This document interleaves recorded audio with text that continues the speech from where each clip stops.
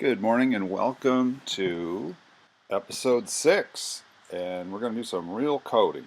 And just to shake things up, just to give you a little something extra to look at, uh, I've got my garbage can down at the bottom of my self world today. So let's go ahead for this episode. We'll do lines of codes, and then for tutorial number 7, we'll do blocks of codes. To start with, there's three kinds of messages, and Self likes to use those for its order of operation. The type of message that Self always does first is the unary message, and you'll see what I mean here. It's pretty common that we might take an object like prototype bank account, and that's the prototype. We don't want to mess with that one, and we want to make a copy of it. All right, so here is actually a unary message, copy. It doesn't say copy 5 or you need to know some other information to make the copy. You just copy and that's it. Somewhere in the parent slot of this bank account is the method copy, and we just did it. We just said, hey, copy. It's going to say, hey, the balance of this bank account that we just made, set it to 100. Let's get it. And it did. It put $100 in there. Now we have used a unary method along with a keyword method. And it did the unary first and then did the keyword. There's a kind of method which is actually in between these two in order. And let's say instead of $100, it's $100 plus you got to spin a wheel for an additional amount.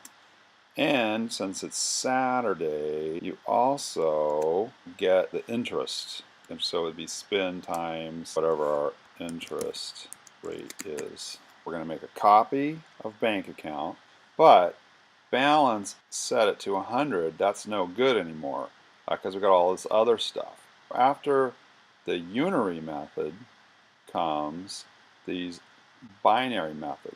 Not to be confused with what we usually think of as binary, like 1001110, and we could be working on some binary numbers, but binary in this case just means there's two parts to the message. All this math stuff has to happen first before it can be part of this balance keyword command and be sent to this new bank account.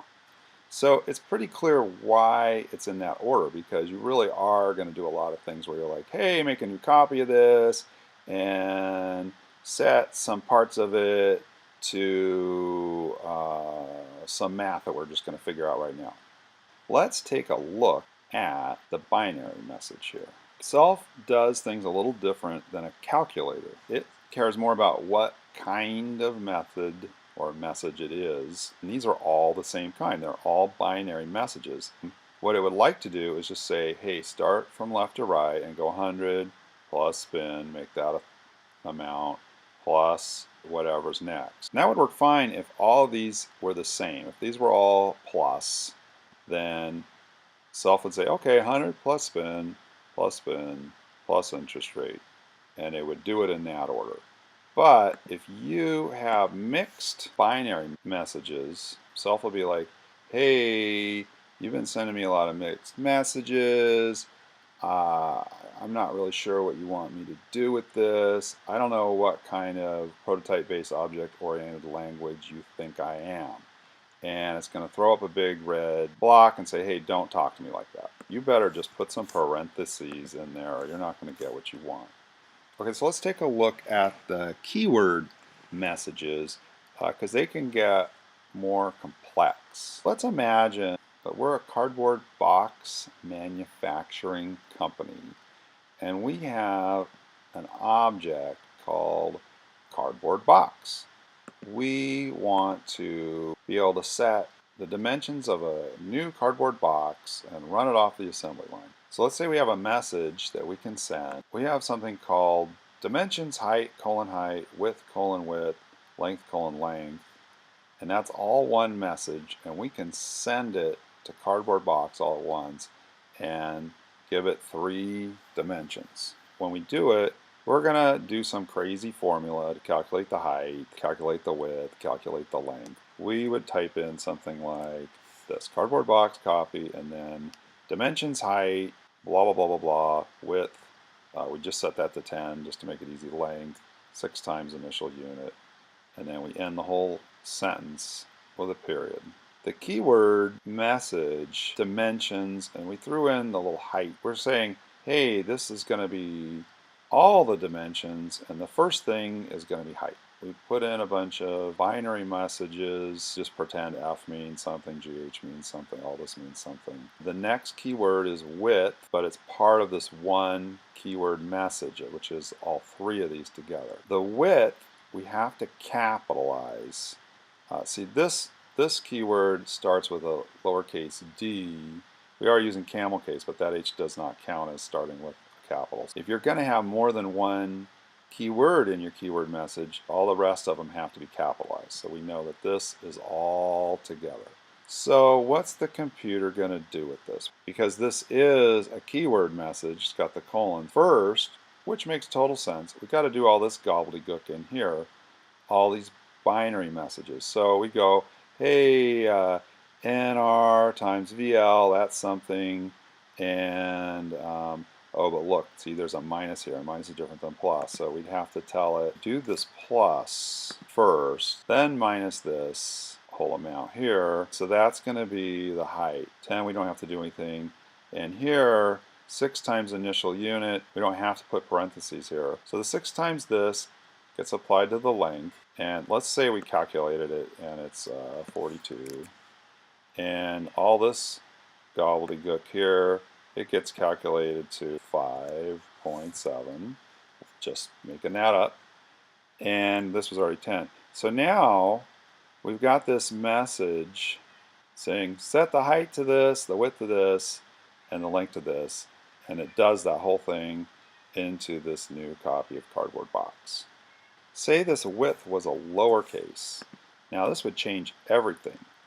That would mean that this dimensions height is one message. This width starts with a lowercase. That means this is a new keyword message, and the L is capital, so then that means that this length is part of this one. So it would figure out the width length. It would try to take this keyword message, and it would try to apply it to 5.7. And we get an error because 5.7 is a float, and I'm pretty sure float doesn't have a method for handling width length. Let's take a look at this keyword method here. Edit. How would we make such a method?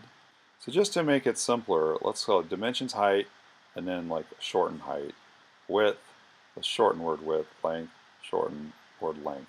And so height is going to be a temporary variable that holds whatever amount you typed in for the height. This shortened width, that's going to be a temporary variable. It's holding what you typed in for width. And in this case, it would be 10. So that would be, this would be 10. And then length, that would hold whatever this amount added up to be. So this is actually the name of our method, and we're setting it equal. When you create a method, it has to use the equal. You can't use the other assignment, the less than dash, because self won't like that. So then in here, in these parentheses, we're going to put, what do we do with all this? Cardboard box is going to be the receiver. And so let's say cardboard box has a value stored in it called height, and we're going to set it to height. Put a little period there. Let's say it also has a value called width, and we're going to set that to width. And obviously cardboard box is going to have a variable called length. Just for fun, let's say that with the length there's some kind of shrinkage maybe that happens with the cardboard, and so you always have to calculate length plus length times 0.005. And I have to put a 0 before my 0.005 because otherwise self's going to be like, hey, a decimal, I'm done with this line. Unless there's a 0 in front of it. Try to enter this in. Let's see if it works. It worked. Good. And so when we open it up, it shows this nice little formula for us. I'm going to show one more short example of order of operation, mostly dealing with unary messages. There's an outliner for an object called preferences, and here in outliner, and remember we did the keyvoidal mode in that shortcuts video, but also look down here, we have theme, and if we look at theme, right now theme is called raw theme. And if we wanted to change it to some other themes, we go down to themes here, and living in themes is a default, gray, night, white. So these are all templates that have been filled out. What you do is you make a copy of this base template and then you fill it out and you put it here and then you've got a theme. Let's say we're over here and we want to set theme to this night that lives in themes. Theme set, because theme lives in this outliner, so we just say theme, it goes straight to there. But our theme over here doesn't live exactly in this outliner. It lives in a slot that lives in this outliner. What we have to do is we have to say themes night. So now it goes into themes and goes over and chooses night. And then it sends it to theme here. Do it. And there it is. So there's no need to put parentheses around these two words before it gets sent into theme, because referring to a slot in an object, which is like night in the object's themes, is a unary message. Now let's get really fancy and let's try this again. This time let's try to do it from the shell. So here in the shell, if we try to type theme, we get an error because the shell doesn't know this object theme. It does know about preferences, and then inside preferences is the outliner slot, and then inside the outliner slot is theme. We're gonna set it to a value, and the value is the night object that lives in the slot themes. But if we try to do this, we're getting an error because we're still in the shell and the shell doesn't know about themes. So we actually have to put in all of this. So we have to go preferences, outliner, theme, set it to preferences, outliner, themes, night. So it's going to do all these together and then also all these together, and it's going to take this and put it in there and do it. And thank you, good night.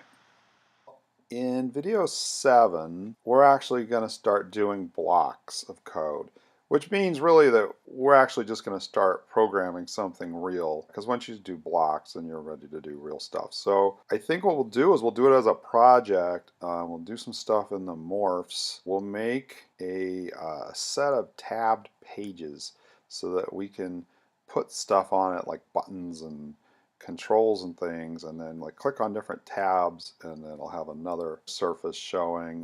We can put some more stuff on there. So instead of like in Woodshop building a bookshelf, we're going to build a set of tabs.